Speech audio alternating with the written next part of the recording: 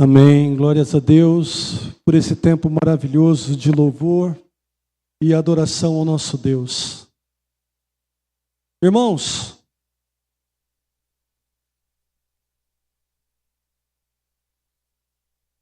quais os resultados que nós obtemos por sermos fiéis a Cristo, por sermos fiéis ao Evangelho de Cristo? O que pode acontecer com a Igreja de Cristo quando ela vive de maneira comprometida, fiel ao Evangelho? Quais as implicações desta fidelidade na vida do crente? Você sofre por ser fiel a Cristo? Você padece por ser fiel às verdades do Evangelho? Propor isto em dias onde a ênfase é ser feliz, a ênfase é se dar bem, é não sofrer, é fazer de tudo para não ter sofrimentos, nos gloriar nos sofrimentos de Cristo ou por causa do Evangelho de Cristo, chega a ser algo de doido, não é verdade? Mas o Evangelho é loucura para o mundo, mas poder de Deus para aqueles que creem. Abra sua Bíblia em Atos, capítulo 7. Nós vamos ler a partir do versículo 51. E nós vamos atravessar o capítulo 8 até o versículo 8.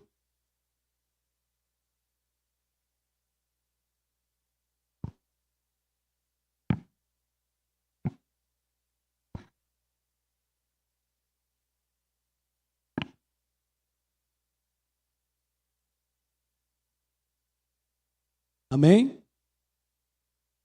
Atos, capítulo 7, a partir do versículo 51. Diz assim o texto: Homens teimosos, incircuncisos de coração e de ouvidos, vocês sempre resistem ao Espírito Santo. Vocês fazem exatamente o mesmo que fizeram os seus pais. Qual dos profetas os pais de vocês não perseguiram? Eles mataram os que anteriormente anunciavam a vinda do justo, do qual vocês agora se tornaram traidores e assassinos.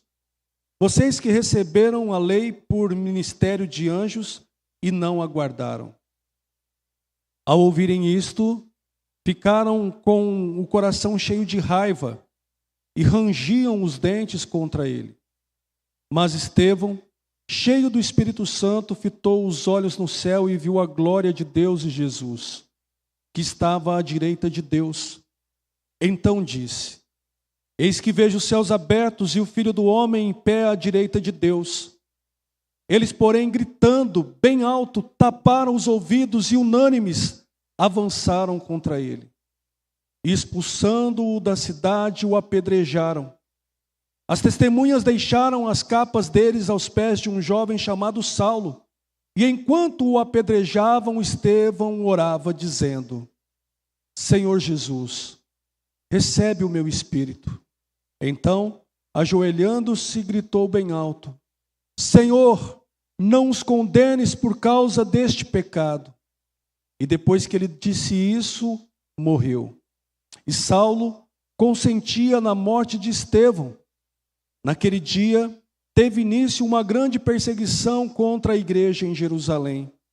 Todos, exceto os apóstolos, foram dispersos pelas regiões da Judéia e da Samaria. Alguns homens piedosos sepultaram Estevão e fizeram grande lamentação por ele. Saulo, porém, queria destruir a igreja. Indo de casa em casa, arrastava homens e mulheres, lançando-os na prisão. Enquanto isso, Os que foram dispersos iam por toda parte pregando a palavra.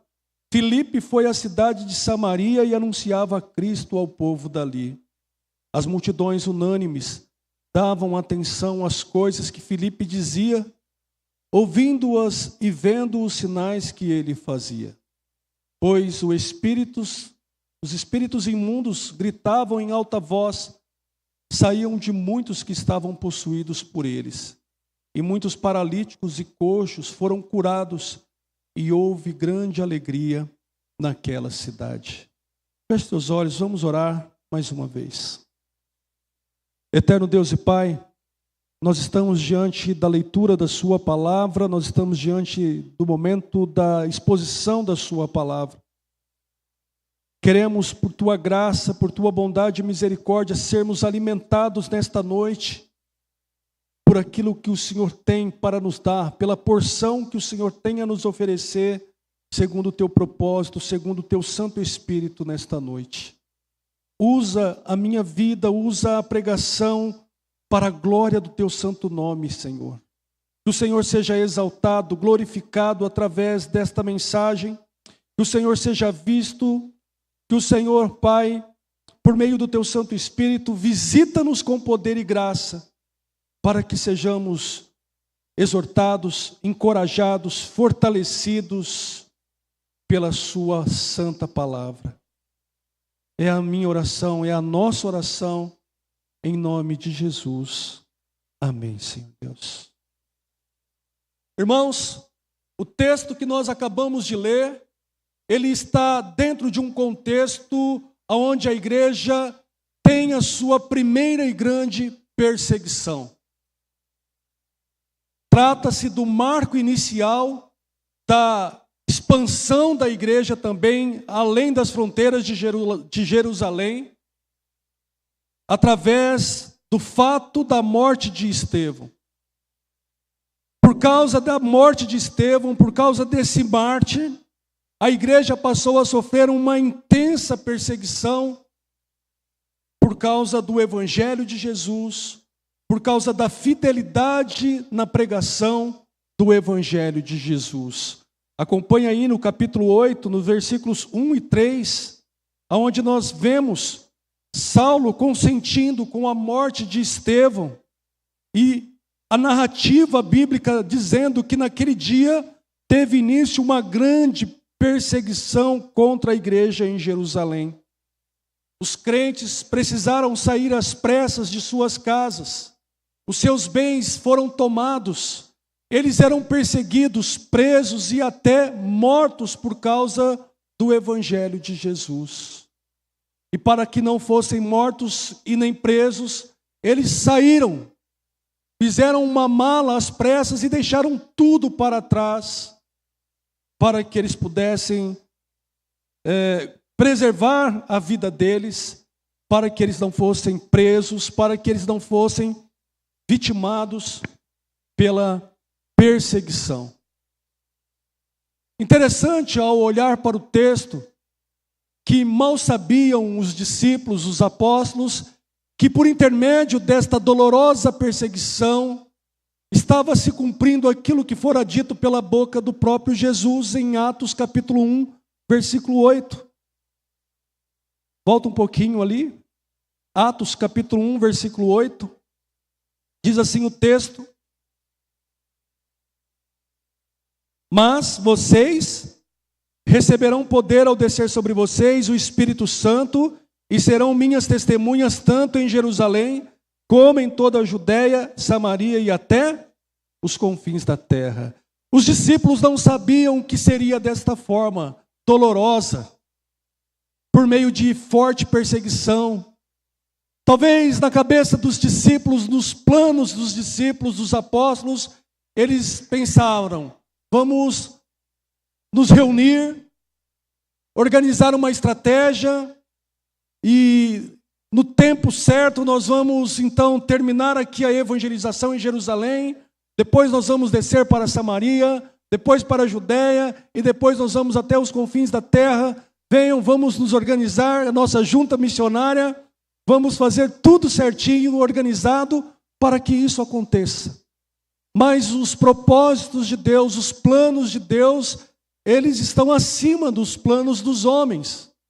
E mesmo em meio aos sofrimentos, e mesmo em meio às dores da vida, o Senhor está cumprindo o seu propósito. O Senhor está fazendo com que todas as coisas cooperem para o bem daqueles que amam a Deus, daqueles que foram chamados segundo o seu propósito. Deus chamou os discípulos, Deus chamou aqueles apóstolos e mais outros que caminhavam junto com eles para serem parte do início da igreja. Só que eles não sabiam como que isso ia acontecer, e a história então começa a acontecer de uma maneira que assustaram eles. Primeiro, Pedro e Tiago foram presos, Pedro e João foram presos. Lembra, no capítulo 3 e capítulo 4, quando eles curaram um coxo na porta do templo, na porta formosa, os líderes religiosos ficaram inconformados, questionaram eles por que eles fizeram isso, e levaram eles ao sinédrio, eles foram presos, e ali então começa já indícios da perseguição.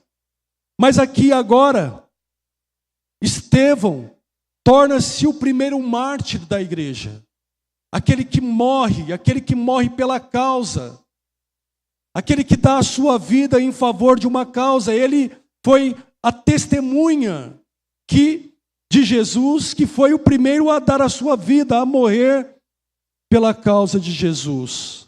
Quem foi Estevão, irmãos? As Escrituras nos apresenta Estevão, no capítulo 6, no versículo 5, como um homem cheio do Espírito Santo, um homem cheio de fé. No capítulo 6, no versículo 8, fala que também ele era homem cheio de graça e poder, que fazia grandes sinais e prodígios entre o povo. Estevão está dentre aqueles que foram escolhidos para ser um dos diáconos da igreja, para ajudar a servir a igreja. Estevão foi acusado falsamente por um grupo de judeus que não conseguiam refutar os seus ensinos, a sua pregação acerca de Jesus.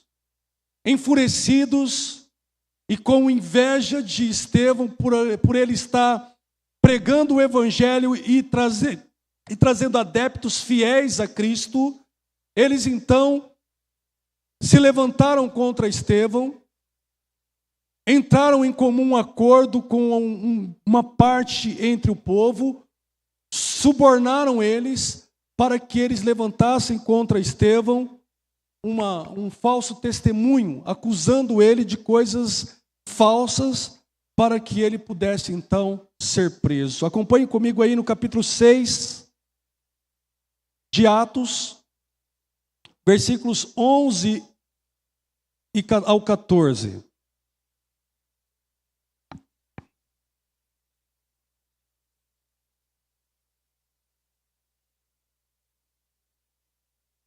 Então subornaram alguns homens para que dissessem: ouvimos este homem proferir blasfêmias contra Moisés e contra Deus. Atiçaram o povo, os anciãos e os escribas, e investindo contra Estevão, o agarraram e levaram ao sinédrio.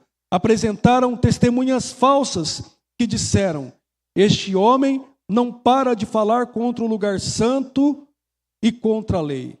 Nós o ouvimos dizer que esse Jesus, o Nazareno, destruirá este lugar e mudará os costumes que Moisés nos deu. Desta forma, Estevão foi acusado, foi levado diante do sinédrio, lembre-se, injustamente. Armaram contra ele, fizeram um suborno entre o povo para levantar falso testemunho contra Estevão, para que ele pudesse então ser preso e ser punido e deixasse de pregar o evangelho aonde ele estava. Interessante, dentro do discurso de Estevão, ele, ao pregar o evangelho, ele começa a pregar, se nós pegarmos ali o capítulo 7 inteirinho, Estevão prega, e a pregação de Estevão, o discurso de Estevão, é uma afronta aos líderes do templo. Porque dentro do seu discurso, Estevão invalida toda a fé depositada na lei, tudo aquilo que eles tinham construído acerca da lei para depositar a fé, esperança e salvação. Estevão diz para eles que tudo aquilo lá já é passado. E que agora o templo que os judeus se gloriavam, que muitas vezes foram reconstruídos em algumas vezes, e que eles tinham como um lugar santo, já não era mais necessário para adorar a Deus. Que agora o Deus criador dos céus e a terra não habita mais em templo feito por mãos de homens. Que agora Deus não está mais preso a um lugar para ser adorado e nem mais a um povo, que agora Ele está diante de todos aqueles que o confessam como Senhor e Salvador. E isto indignou o povo judeu, indignou aqueles líderes dos sacerdotes, as autoridades judaicas, que ficaram enfurecidos com a verdade que eles ouviram por parte de Estevão, mostrando que a pregação do Evangelho, a defesa da verdade, muitas vezes vai afrontar o mundo. Muitas vezes vai enfurecer o incrédulo. Muitas vezes vai fazer com que os incrédulos venham e partam por cima, para cima do crente, do cristão, daquele que está pregando a verdade, porque eles têm a verdade do Evangelho como uma ofensa. Estevão prega o Evangelho aos líderes judeus, aos sacerdotes, às autoridades, faz toda a defesa do Evangelho ali, e eles, irados, vão para cima de Estevão, o apedrejam e o matam. Após esse momento, irmãos, algo interessante ocorre aqui na narrativa bíblica. Morre Estevão, um jovem destemido, conhecedor da lei, conhecedor da palavra, que pregava ousadamente, corajosamente. Morre Estevão e entra em cena um outro jovem que ainda não era um missionário, mas mal sabia ele também que viria a ser alguém que daria sua vida pelo Evangelho. Morre Estevão, alguém que deu a sua vida pelo Evangelho, alguém que pregava a verdade do Evangelho e com fidelidade pagou o preço de morte por causa do Evangelho, e diante dele, a testemunha diante daquilo ali, que era Saulo, que depois veio tornar-se Paulo, também viria a ser a mesma coisa que Estevão, alguém que viria pregar a verdade do Evangelho e pagaria o preço da fidelidade, o preço por ser fiel ao Evangelho com a sua própria vida. Após esse momento, irmãos, o que nós vemos aqui é a dispersão da igreja primitiva nas regiões vizinhas. O Evangelho vai além das fronteiras de Jerusalém, a igreja se expande, ela cresce. E aí então, a frase de Tertuliano, um dos pais da igreja, que viveu entre os anos 160 a 220 depois de Cristo, ganha sentido para nós. Apesar de Tertuliano ter vivido em épocas diferentes deste momento, 100 anos depois praticamente, uma das frases que marca a história da igreja é: o sangue dos mártires são as sementes da igreja. Que quando morre um cristão, quando morre um missionário, que quando morre aqueles que dão a sua vida em prol do Evangelho, nascem muitos outros. Que a igreja não está nas mãos dos homens. Que ao matar o homem, ao matar o pregador, ao matar o missionário, não está matando o Evangelho, porque o Evangelho é poder de Deus, porque o Evangelho está sob os domínios do Altíssimo, o Criador dos céus e da terra. Mata-se o missionário, mas não mata-se a mensagem. Mata-se a vida do missionário ali, a sua influência naquele local, mas não mata a influência do poder do Evangelho no reino de Deus. A famosa frase aqui, o sangue dos mártires é a semente da igreja, ressoa até hoje, através dos séculos na vida da igreja, irmãos. Quantos missionários foram mortos por causa do Evangelho? Quantas pessoas fiéis a Cristo e fiéis à mensagem do Evangelho continuam padecendo, continuam sofrendo por causa de viver de infidelidade ao Evangelho, por causa da fidelidade na pregação do Evangelho, por não abrir mão da fé em Cristo Jesus.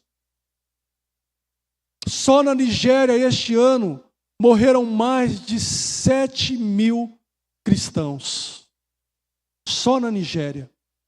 O cristianismo continua sendo a religião mais perseguida em todo o mundo, sofrendo todos os tipos de violência.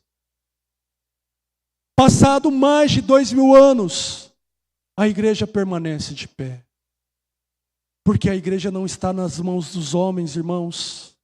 A igreja está nas mãos daquele que tem todo o poder e toda a autoridade no céu e na terra.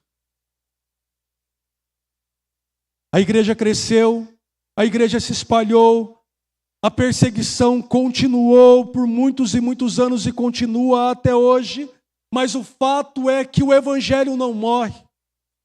O Evangelho continua sempre vivo, fazendo novos cristãos nascerem na fé. Vejamos então aqui, na narrativa do texto, os desdobramentos após a morte de Estevão. A partir do capítulo 8 do texto, nós vamos ver uma nova realidade da igreja. E uma realidade que, nas entrelinhas, ao analisarmos, ao refletirmos, vamos perceber que mudou radicalmente.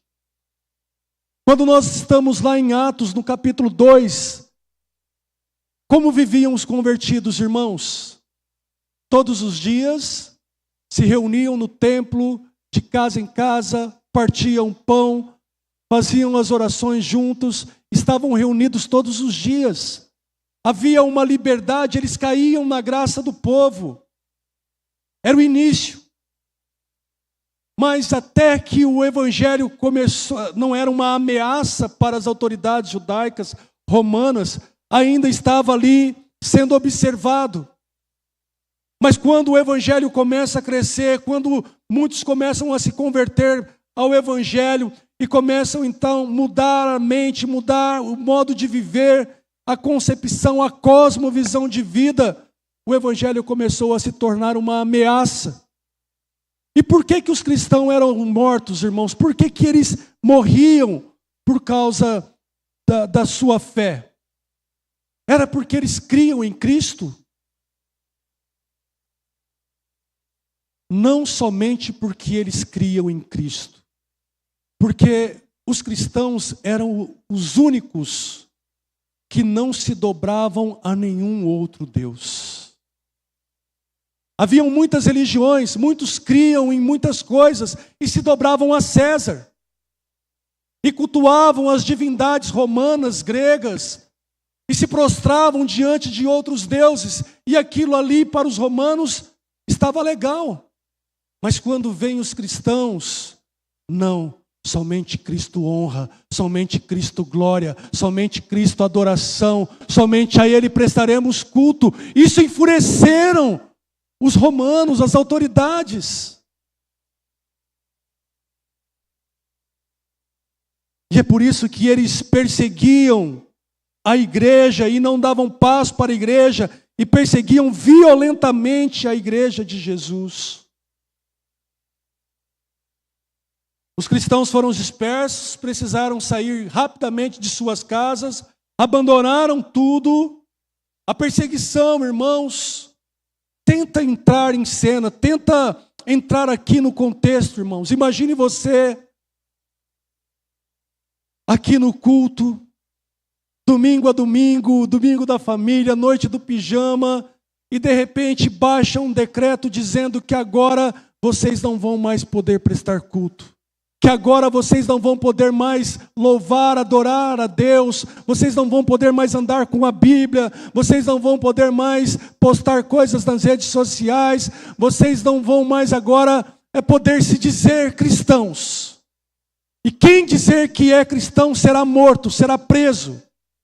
Então eles começam a policiar, a vigiar para ver quem é os cristãos, quem são eles. Pedem cartas para as autoridades, para entrar na casa do Carlinhos, da Marcela, da Valdineia, para entrar na casa do Guilherme, do Reginaldo, do Mateus, do Ângelo, e agora nós vamos prendê-los, nós vamos matá-los se eles resistirem, vamos tomar os pais, as mães, eles vão se esfacelarem, porque eles não vão ter mais controle, domínio, eles não vão estar mais juntos, porque esse povo junto causa problema. E foi exatamente isso. Paulo pede cartas para entrar nas casas, pegar pelo cabelo se fosse careca não ia ter como, né? Mas pegar outro para lá, para cá e levar à prisão. Invade.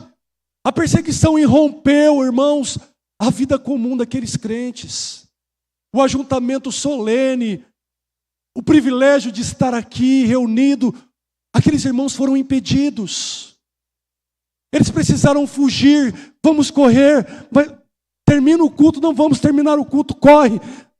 Recebemos uma notícia que vamos ser presos, vamos pegar nossas malas, nossos carros, vamos fugir para qualquer lugar, não tem como nós continuarmos aqui, se ficarmos aqui seremos presos. Dá para imaginar isso, irmãos? Dá para imaginar a realidade dos primeiros cristãos? O Evangelho,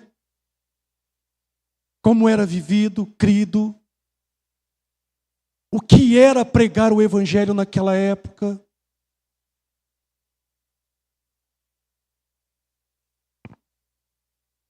Vamos lá em Hebreus capítulo 10, versículos 34 a 38, o autor da carta aos Hebreus lembra os crentes da dispersação sobre o momento que eles viveram aqui, encorajando eles a continuarem firmes, dizendo: olha, não desanimem, não deixem de congregar, não deixem de estar juntos estimulando uns aos outros, não deixem de defender a verdade do Evangelho. Vocês já viveram dias difíceis, muitos difíceis, lembram lá no passado que vocês viveram? E aí ele fala sobre este momento aqui. Veja lá, Hebreus, capítulo 10, a partir do versículo 34 até o 38.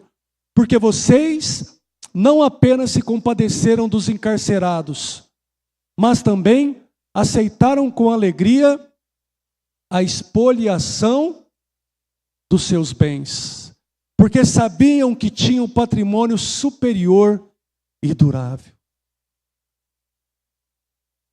Portanto, não percam a confiança de vocês, porque ela tem grande recompensa.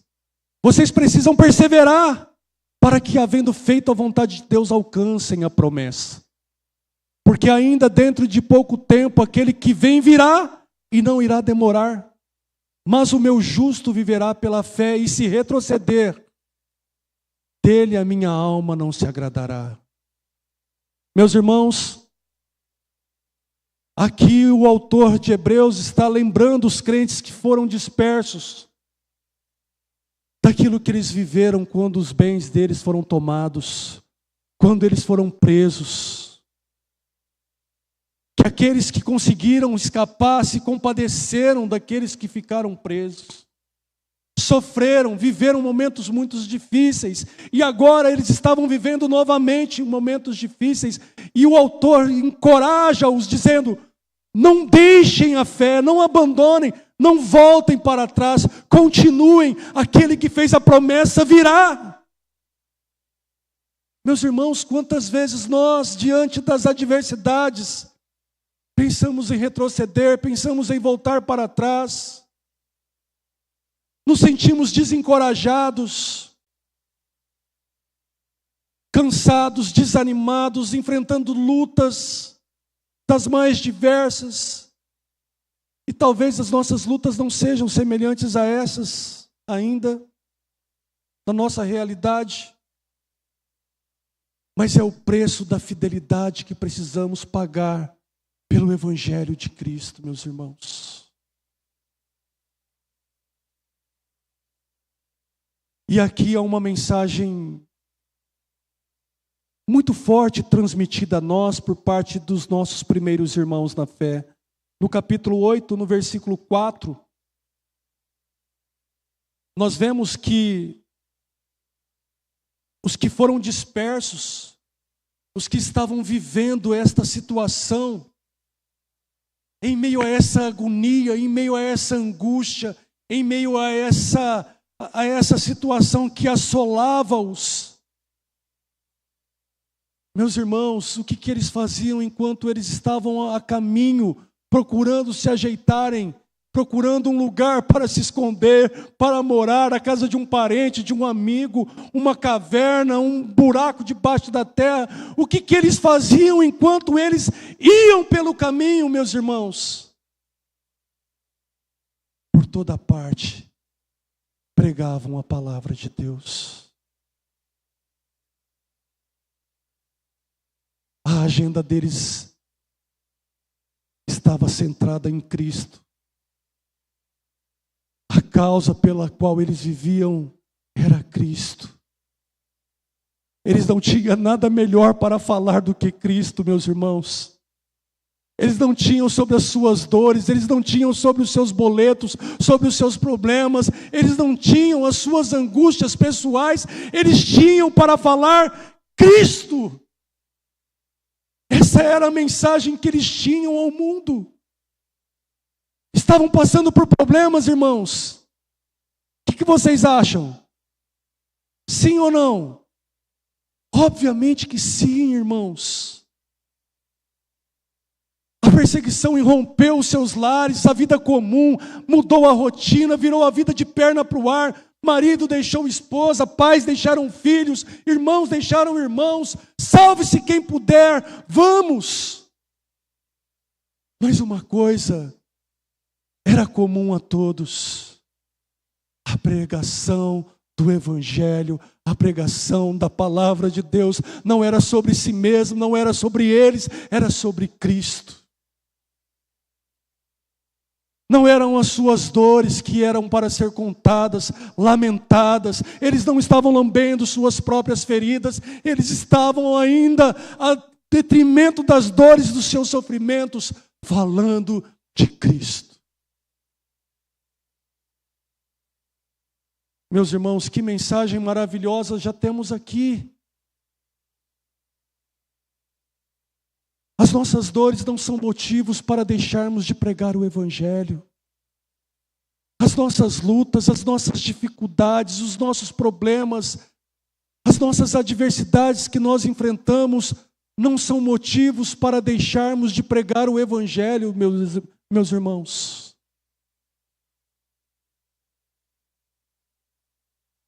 A igreja possui uma mensagem sem igual.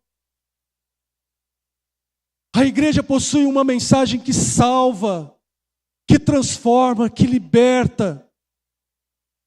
Existem um monte de ONGs dando cesta básica, ajudando, dando isso, fazendo aquilo. Existem um monte de ONGs fazendo isso. A igreja pode também fazer, mas a igreja possui algo que as ONGs não possuem: a mensagem da salvação, a mensagem do reino de Deus, a mensagem que conduz as pessoas à eternidade, que faz um homem pecador caído, morto em seu pecado, nascer de novo, ser liberto e transformado e encontrar sentido e propósito para a sua vida. Nós temos esta mensagem, a igreja possui essa mensagem, irmãos. Em meio aos dias hostis e sombrios, eles não calaram a voz, continuaram colocando a causa do Evangelho acima de qualquer outra causa em suas vidas. Amavam a Cristo de tal maneira estavam comprometidos com a causa do Evangelho de tal forma que nada podia lhes calar, nem mesmo a iminência da prisão ou da morte. Quem de nós continuaríamos pregando o Evangelho sob uma ameaça de morte ou prisão?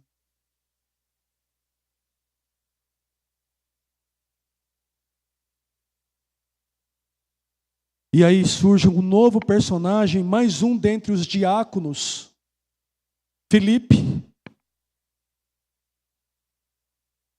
A partir do verso 5, diz que ele foi à cidade de Samaria, cidade qual os judeus, povo qual os judeus não se davam, não achavam merecedores de serem chamados povo de Deus.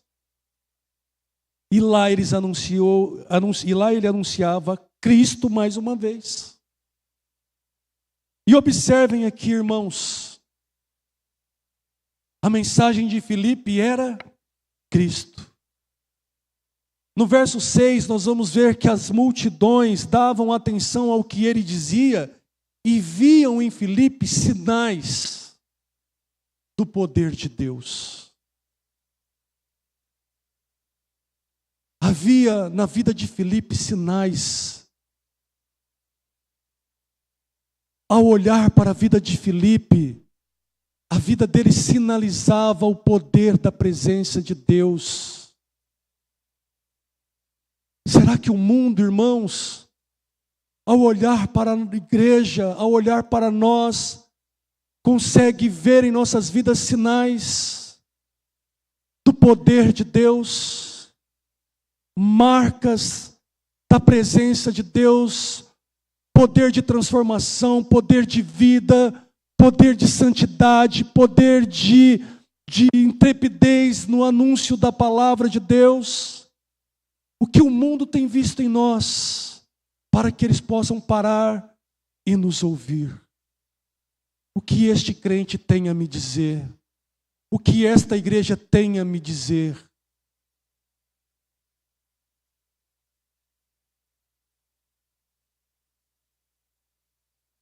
Observe que no versículo 7, na parte A do texto, fala que os demônios saíam das pessoas que estavam possuídas.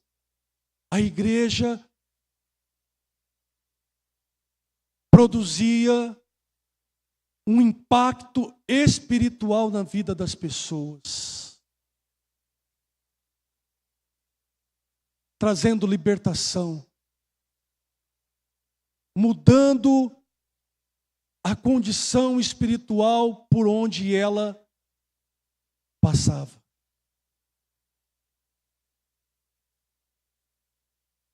Os demônios não resistiam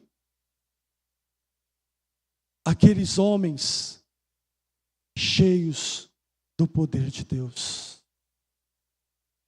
A igreja produzia impacto espiritual na vida daqueles qual a igreja encontrava pelo caminho. Meus irmãos, quem nós estamos impactando? Quem você está impactando? Quem está sendo impactado espiritualmente por intermédio da sua vida, da sua comunhão com Deus? E na parte final do verso 7 diz que os coxos, os paralíticos eram curados. Ou seja, eu não vou nem entrar na questão de cura em si, mas eu vou entrar na questão do sofrimento. Que o mundo espiritual foi impactado e também o sofrimento humano foi amenizado, foi aliviado por causa da ação da igreja. A igreja, entre aqueles que sofrem, amenizando o sofrimento, trazendo cura, trazendo libertação, alívio para suas dores, como nós cantamos aquela canção aqui. Quem para quem nós estamos levando alívio para as suas dores? Para quem nós estamos levando o amenizar dos seus sofrimentos? Como que nós estamos impactando a vida daqueles que estão sofrendo ao nosso lado, meus irmãos? Em nossa volta, no nosso trabalho, na nossa família, no nosso bairro, vizinhança. Será que nós estamos como aqueles sacerdotes e levitas, passando à beira do caminho, ignorando o sofrimento daqueles que estão caídos à margem? Aqui mostra uma igreja que não era indiferente e que trazia um impacto espiritual e também um impacto no sofrimento das pessoas. Irmãos, o que tudo isso que ouvimos aqui acerca do texto bíblico relacionado à igreja primitiva tem a nos ensinar? De que maneira as verdades tão preciosas vividas pelos nossos primeiros irmãos na fé podem ser aplicadas nas nossas vidas, ao sairmos daqui deste culto? De que maneira eu e você podemos pensar, nos preocupar, nos inquietar acerca do sofrimento daqueles que estão à nossa volta? De que maneira essas verdades podem nos despertar para as realidades espirituais daqueles que estão à nossa volta, meus irmãos? Ou você acha que é normal sermos indiferentes ao sofrimento humano, às mazelas espirituais que afetam as pessoas? Se nós, irmãos, estarmos diante dessas realidades, estivermos com o nosso coração petrificado, congelado, duro diante dessas realidades, meus irmãos, nós estamos mortos. Nós estamos equivocados.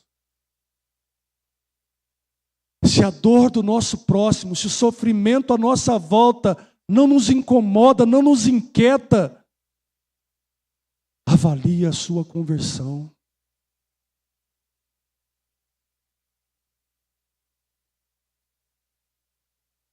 De que maneira as verdades tão preciosas vividas pelos nossos primeiros irmãos, de que maneira a fidelidade, o preço que foi pago por causa da fé no Evangelho, que vimos nesses irmãos em Cristo, Filipe, Estevão, e nos irmãos que foram dispersos, de que maneira essas verdades podem ser aplicadas em nossas vidas.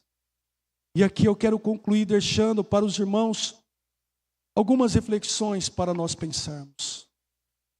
A primeira delas, a pregação do Evangelho sempre foi e sempre será uma afronta ao mundo. Não pense você, se você quiser pregar verdadeiramente o Evangelho e viver verdadeiramente o Evangelho e se posicionar devidamente como um cristão, não pense você que você terá paz. A verdade do Evangelho é uma afronta para aqueles que estão nas trevas. Jesus veio para que eram seus, mas os seus os rejeitaram, porque as suas obras eram más. Rejeitaram a luz, porque a luz joga luz, reflete sobre as suas obras más. E aí mostra quem eles realmente são. Não estou falando que nós somos melhores, mas eu estou dizendo que a pregação do Evangelho mostra quem realmente somos. Pregar o Evangelho, se posicionar devidamente em favor do Evangelho, fará com que você não seja conivente com aquilo que o mundo faz. Fará com que você não seja cúmplice das obras infrutíferas das trevas, como diz lá em Efésios capítulo 5, versículo 11. Pregar o verdadeiro evangelho fará com que você não seja amigo do mundo e nem dos prazeres do mundo. E isso, por alguns momentos, vai fazer com que você seja excluído, não seja benquisto, seja taxado como preconceituoso, intolerante. Sabe por quê? Porque o mundo quer que você concorde com as mentiras deles. O mundo quer que você aceite as leis que eles querem colocar sobre a sociedade, acerca do que é o casamento, do que é a família, do que é o gênero e de tantas outras coisas. E não basta só discordarmos, eles querem que nós balancemos a cabeça e concordemos. Um homem passa a competir numa corrida junto com as mulheres, porque ele se diz mulher, ele ganha a prova e ele quer que você o aceite como campeão da prova. Se você não aceitar, você vai ser levado a juízo, você vai ser levado para o tribunal. Não basta só discordar, você tem que aplaudir e colocar a medalha. São situações como essas que estão inseridas no mundo atual do que nós estamos vivendo, irmãos. Segunda aplicação. Antes da segunda, o fato é que quando nós nos posicionarmos com a verdade do Evangelho, certamente o mundo será afrontado. O coração deles serão tomados de raiva, eles passarão a ranger os dentes e vão querer também te apedrejar. Se você for fiel ao Evangelho e ao Cristo do Evangelho, não espere coisas diferentes do mundo. Segunda aplicação, ser fiel a Cristo e ao seu Evangelho nos colocará em uma situação de amor e humildade, mesmo diante dos atos cruéis daqueles que nos atacam. Como isso, pastor? Que apesar de falarmos a verdade e o mundo se ofender, nem por isso temos o direito de odiar o mundo. Que situação o crente, né, irmãos? Ele é chamado para amar os seus inimigos. O que Estevão fez quando foi apedrejado? Pai, perdoa-os. Somos capazes de fazer isso? Imagine alguém prendendo você, acusando você falsamente, rangendo os dentes para te matar, e você graciosamente o amando pelo poder de Deus. Não pelo seu amor, mas pelo poder de Deus. É coisa de crente, irmãos. Como diz os humanos, o bagulho é doido.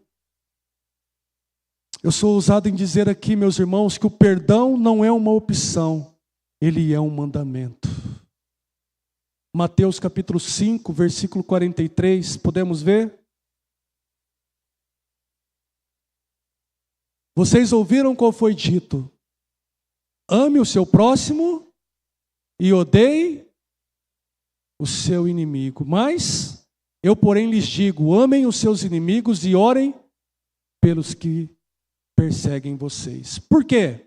Seguindo, para demonstrarem que são filhos do Pai de vocês que está nos céus, porque Ele faz o seu sol nascer sobre os maus e os bons e vir chuva sobre os justos e injustos.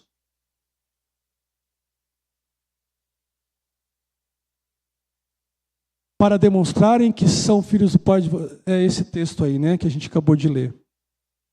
Irmãos, Para terminar aqui esse ponto, Mateus 6, versículo 14 e 15. Porque se perdoarem aos outros as ofensas deles, também o Pai de vocês, que está no céu, perdoará vocês. Se porém não perdoarem aos outros as ofensas deles, também o Pai de vocês não perdoará as ofensas de vocês. Tem escape, irmãos? Por isso que é um mandamento. Ou perdoa, ou perdoa. Como? Dobra o joelho no chão, pede graça e grita que nem Estevão. O texto fala que ele gritou: Pai, perdoem, porque eles estão fazendo isso. Não os condene. O grito da dor da alma, muitas vezes é assim que perdoamos, com a alma gritando, doendo dentro de nós. Mas é assim que o Evangelho nos chama para sermos fiéis. Terceiro ponto, o choque de realidade do Evangelho das Escrituras, vivido pela igreja da Bíblia,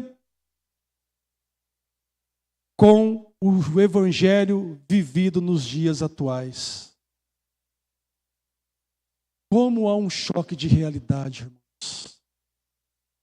Não tem teologia da prosperidade, ninguém está querendo o carro do ano, ninguém está querendo a casa do ano, ninguém está querendo nem cura para si mesmo, ninguém está querendo resolver os seus problemas. Estão na maior tribulação, e qual é a mensagem deles? Cristo.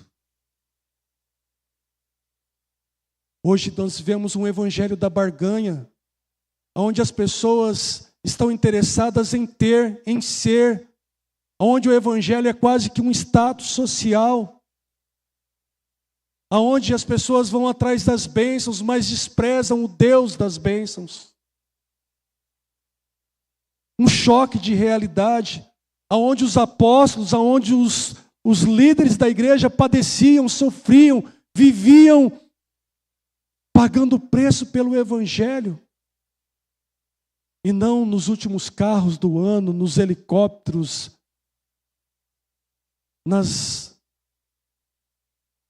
gastando os dinheiros, né, das ofertas da igreja de Cristo Jesus em seus confortos e deleites. Nós não vemos os homens de Deus ali atrás desses interesses. Vemos homens sacrificando-se, dando-se em favor do evangelho. Que choque de realidade, irmãos. Pedro e João foram presos por pregarem corajosamente a Cristo. Estevão, logo em seguida, foi morto por pregar Cristo. A igreja passou a sofrer forte perseguição, precisaram sair correndo às pressas e foram presos, foram jogados aos leões do Coliseu, foram pendurados nos postes e queimados como tochas humanas para clarear as ruas de Roma. E hoje, restitui, eu quero de volta o que é meu. Tudo é meu, é para mim. O culto centrado no homem. As necessidades dos homens posta. E não a glória de Deus. E não o culto onde Deus está no centro. O culto para agradar o homem e não para agradar a Deus. O evangelho que faz com que nós sintamos: você é o centro do coração de Deus. Cuidado, irmãos, com a teologia da prosperidade e a teologia coach. Isso não é evangelho, apesar de atrair muitas multidões e interesseiros. Irmãos, a última aplicação, à luz do exemplo de Filipe, o quanto nós hoje, como igreja, temos impactado os lugares e as pessoas que têm estado conosco.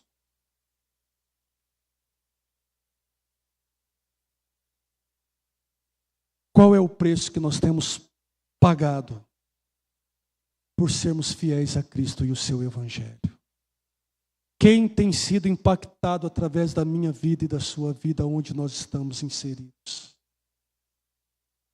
como que nós temos lidado com as realidades espirituais de sofrimento que estão à nossa volta, à luz do exemplo de Filipe. Até que ponto nós estamos dispostos a viver pela causa do Evangelho, irmãos? E ir com Cristo fielmente, até que ponto?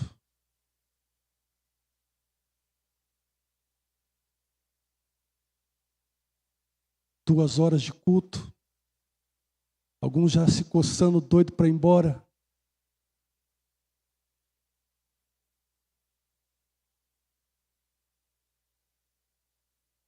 Até que ponto você está disposto a ir pela causa do Evangelho? Pelo que nós temos trocado a Cristo, vendido a Cristo. Esses homens, irmãos, pagaram o preço da fidelidade. Pagaram o preço de serem testemunhas. E por causa disso o Evangelho floresceu. Precisamos voltar ao tempo de sermos testemunhas fiéis. Estarmos dispostos a pagar o preço de levar adiante as verdades do Evangelho, ainda que isso implique em sermos tomados os nossos bens, em ser invadido as nossas casas, e em última instância, que implique ainda em termos que morrer pela causa do Evangelho.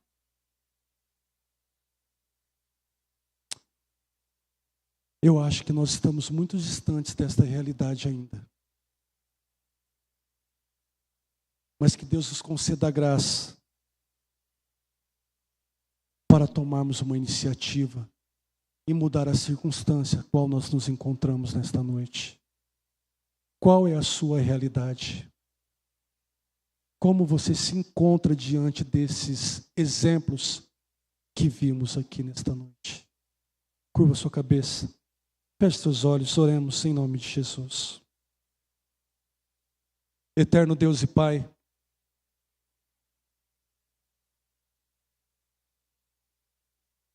nós te pedimos perdão, Senhor, porque muitas vezes falta-nos coragem, fé, viver de maneira coerente, condizente com aquilo que dizemos que cremos.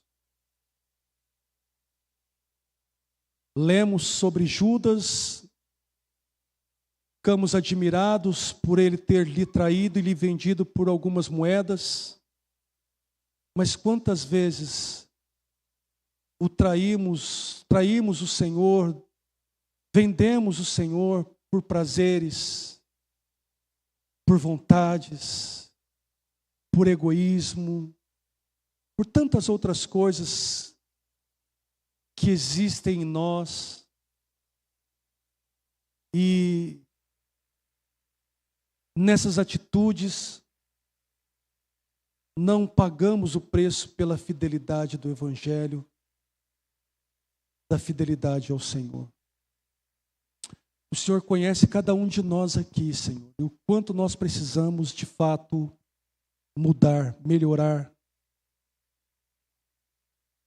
trilhar este caminho da igreja primitiva, no quesito de pagar o preço. Ao começar em mim, Senhor, tenha misericórdia da minha vida, tenha misericórdia dos meus irmãos, dai-nos graça e nos ajude, Senhor, a sermos uma igreja fiel, disposta a pagar o preço da fidelidade ao Senhor e ao seu Evangelho. Que saiamos deste culto encorajados, fortalecidos pelo Senhor, para aonde nós estivermos durante esta semana, possamos começar a fazer diferente, impactar vidas que estão sofrendo, impactar espiritualmente o ambiente que estivermos inseridos. Que possamos, meu Deus, à luz do Teu Evangelho e do poder do Teu Santo Espírito, sermos luz em meio às trevas. Capacita-nos por meio do Teu Santo Espírito e por Tua graça. Em nome de Jesus. Amém, Senhor.